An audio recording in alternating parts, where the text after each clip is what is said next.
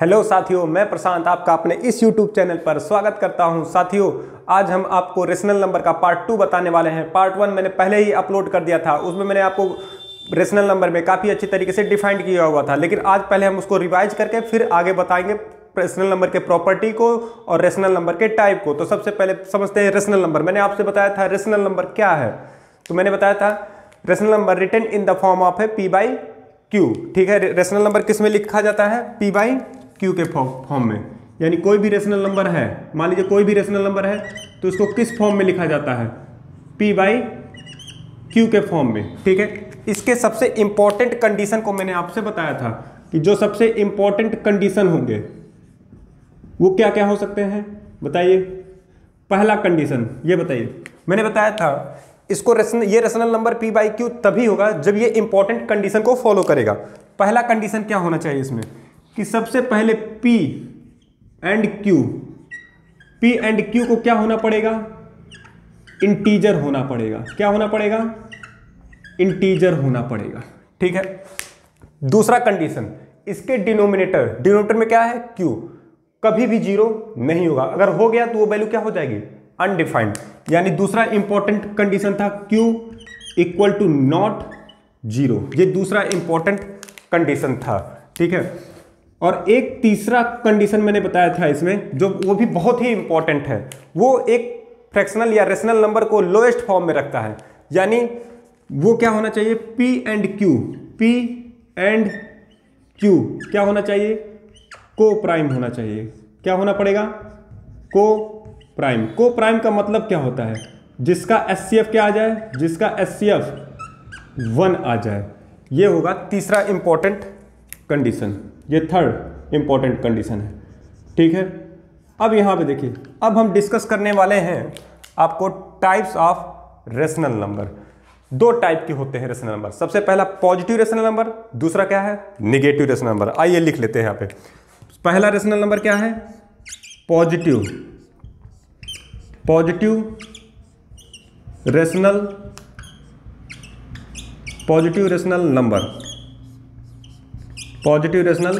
Number. और दूसरा क्या था? Negative rational number. ठीक है, तो पहला क्या हो गया? पॉजिटिव रेशनल नंबर और दूसरा नेगेटिव रेशनल नंबर।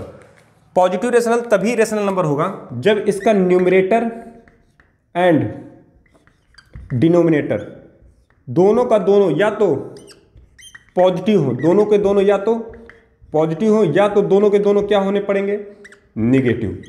याद रखिए, न्यूमरेटर डिनोमिनेटर दोनों के दोनों या तो दोनों पॉजिटिव हो और या दोनों निगेटिव हो। फॉर एग्जाम्पल, अगर आप यहां पे एग्जाम्पल के थ्रू समझना चाहेंगे तो देखिए, सबसे पहला एग्जाम्पल अगर मैं आपसे बोलूं, देखिए यहां पे अगर मैं बोलूं 2/3, ये पहला एग्जाम्पल है। यहां पे देखिए 2/3, 2 भी प्लस में है और 3 भी क्या है? प्लस में है। तो अगर दोनों देखिए न्यूमरेटर और डिनोमिनेटर दोनों क्या है? पॉजिटिव है, तो इसलिए क्या होगा? ये पॉजिटिव रेशनल नंबर। दूसरा समझते हैं, दूसरा एग्जाम्पल, अगर मानिए यहाँ पे 2 है और यहाँ पे क्या है? माइनस का 5 है। ठीक है, तो यहाँ ध्यान से देखिए, न्यूमरेटर क्या है? निगेटिव है, डिनोमिनेटर क्या है? निगेटिव है। यानी दोनों निगेटिव है तो भी ये क्या कहलाएगा? Positive rational number. क्योंकि मैंने यहाँ पहले ही बताया था न्यूमरेटर और डिनोमिनेटर या तो दोनों पॉजिटिव हो या तो दोनों निगेटिव हो। चलिए निगेटिव रेशनल नंबर के बारे में पढ़ते हैं। इसमें या तो इधर न्यूमरेटर निगेटिव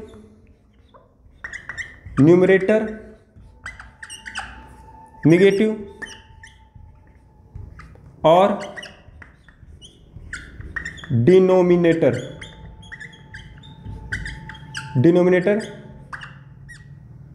निगेटिव। या तो इसमें न्यूमरेटर निगेटिव होगा और या डिनोमिनेटर।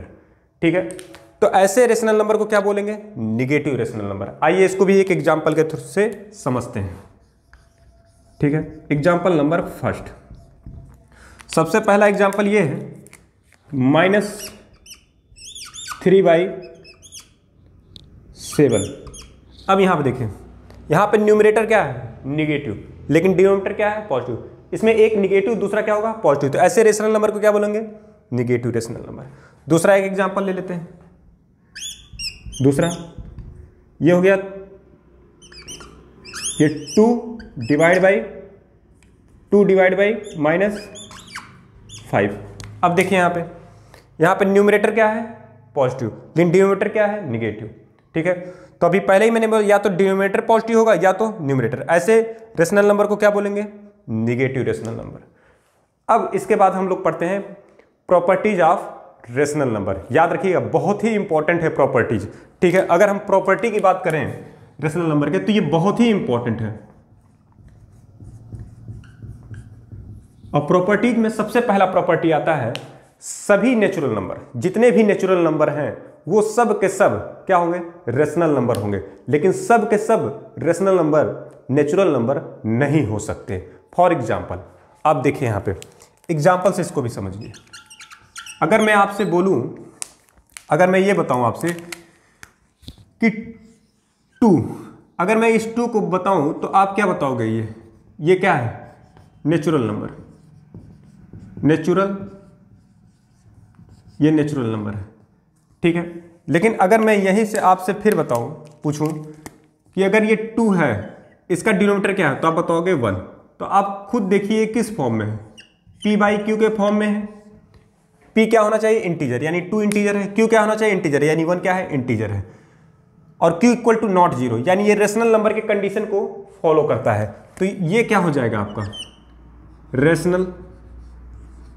Rational number.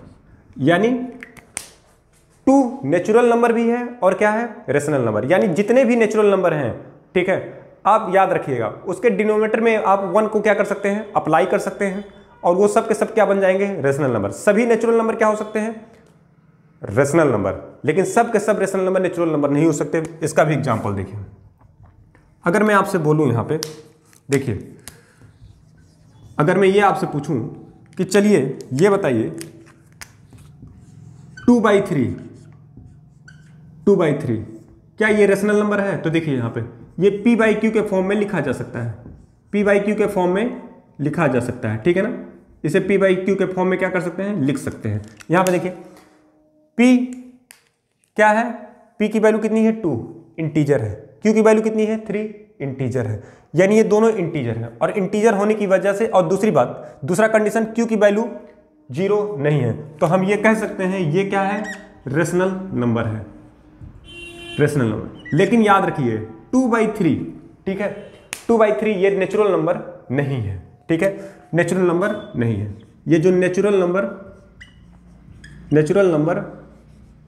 ये नेचुरल नंबर नहीं है। ठीक है, तो मैंने आपको बताया every natural number is a rational number, but rational number need not to be natural number. ठीक है, मैंने आपको बता दिया every natural number is rational number, but rational number need not to be natural number. अब देखिए second property क्या है, सभी फ्रैक्शन क्या हो सकते हैं, नेचुरल नंबर हो सकते हैं, लेकिन सब के सब रेशनल नंबर, नेचुरल नंबर, सब के सब रेशनल नंबर फ्रैक्शन नहीं हो सकते। देखिए यहाँ पे एक एग्जांपल मैंने क्या बताया, सभी फ्रैक्शन नेचुरल नंबर हो सकते हैं। तो देखिए अगर मैं आपसे बोलूँ यहाँ पे कि 2/3 ये किस फॉर्म में है, p/q के फॉर्म में है। चलिए ये बताइए क्या ये फ्रैक्शन है, फ्रैक्शन होने के लिए क्या कंडीशन है, p होल नंबर होना चाहिए और q भी क्या होना चाहिए, होल नंबर होना चाहिए। तो देखिए p की वैल्यू कितना है 2 होल नंबर, q की वैल्यू कितना है 3 ये भी होल नंबर, और q की वैल्यू 0 नहीं है। तो आप ये कह सकते हैं कि ये क्या है, फ्रैक्शन है। ये क्या है, फ्रैक्शन है। लेकिन आप ये देखिए यहाँ पे होल नंबर, अब देखिए यहाँ 2, यहाँ पे p की वैल्यू क्या है 2, ये इंटीजर भी है, और 3 क्या है, इंटीजर भी है। साथ साथ होल नंबर के साथ साथ ये क्या है, इंटीजर भी है, और q की वैल्यू यहाँ पे 0 नहीं है, तो इसे कह सकते हैं ये रेशनल नंबर भी है। क्या है ये, रेशनल नंबर भी है। ठीक है, अब देखिए मैंने यही बताया था आपसे ना कि सभी के सभी फ्रैक्शन रेशनल नंबर हो सकते हैं, लेकिन सब के सब रेशनल नंबर फ्रैक्शन नहीं हो सकते। एग्जाम्पल देखिए यहाँ पे, अगर मैं ये कहूँ आपसे -3/5, अब ये देखिए -3/5 ये p/q के फॉर्म में है, p/q के फॉर्म में है कि नहीं है? -3/5 p/q के फॉर्म में है कि नहीं है? देखिए p/q के फॉर्म में है। दूसरा p और q, ये -3/5 तभी रेशनल नंबर होंगे जब p और q की वैल्यू क्या हो? इंटीजर हो। देखिए p की वैल्यू कितना है? -3, क्या है? इंटीजर। q की वैल्यू क्या है? 5, क्या है? इंटीजर। और दूसरा कंडीशन q की वैल्यू 0 नहीं है, क्या है यहाँ पे? 5 है। तो ये क्या कर सकते हैं? रेशनल नंबर है। यस, ये रेशनल नंबर है।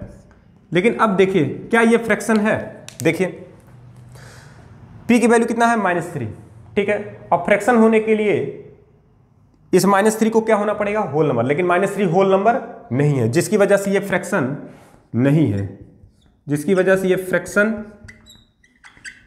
फ्रैक्शन नहीं है, ठीक है।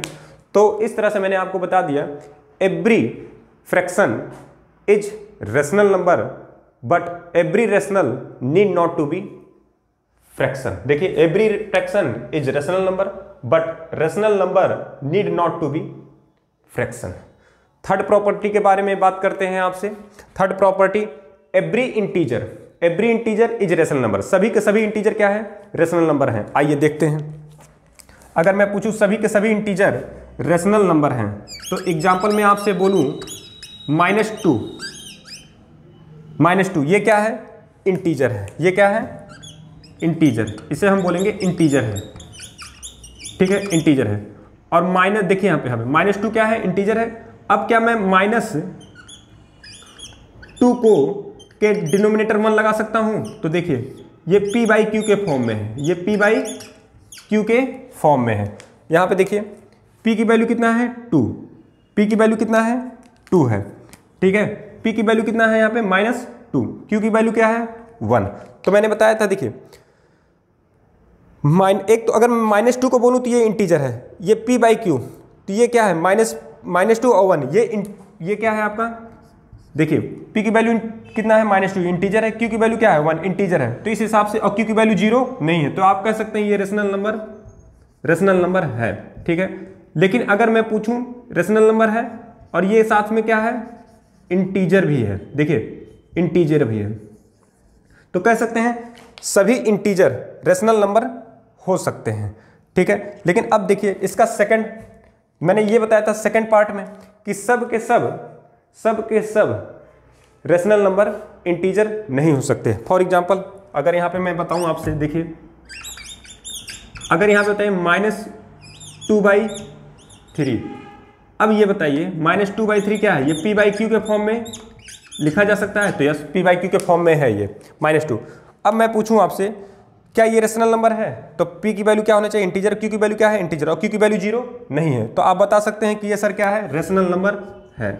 ये रेशनल नंबर है, ठीक है। लेकिन क्या ये इंटीजर है? इंटीजर है, तो आप बताओगे इंटीजर नहीं है, इंटीजर नहीं है। अब देखिए एक और प्रॉपर्टी है, 0। क्या 0 रेशनल नंबर हो सकता है? बताइए, हो सकता है। 0 रेशनल नंबर हो सकता है, क्योंकि 0 के नीचे आप क्या लगा सकते हैं? 1 लगा सकते हैं, ठीक है। अगर मैं आपसे कहूं एक प्रॉपर्टी, चौथी प्रॉपर्टी, अगर मैं आपसे बोलूं क्या 0 रेशनल नंबर है, तो बताओगे 0 इज रेशनल नंबर। 0 क्या है बेटा? रेशनल नंबर हो सकता है, ठीक है, क्योंकि 0 के नीचे आप क्या लगा सकते हैं? 1, और वो p/q के फॉर्म में हुआ, ठीक है। तो 0 भी क्या हो गया? रेशनल नंबर हो गया। इस तरह से मैंने रेशनल नंबर का आपका पार्ट 2 एंड कर दिया, ठीक है। अब नेक्स्ट सेशन में मैं इस पे बेस्ड क्वेश्चंस लगाऊंगा, ठीक है ना। अगर आपका मेरा ये वीडियो आपको पसंद आया हो तो लाइक कीजिए, सब्सक्राइब कीजिए और क्या कीजिए? शेयर कीजिए। Thank you very much.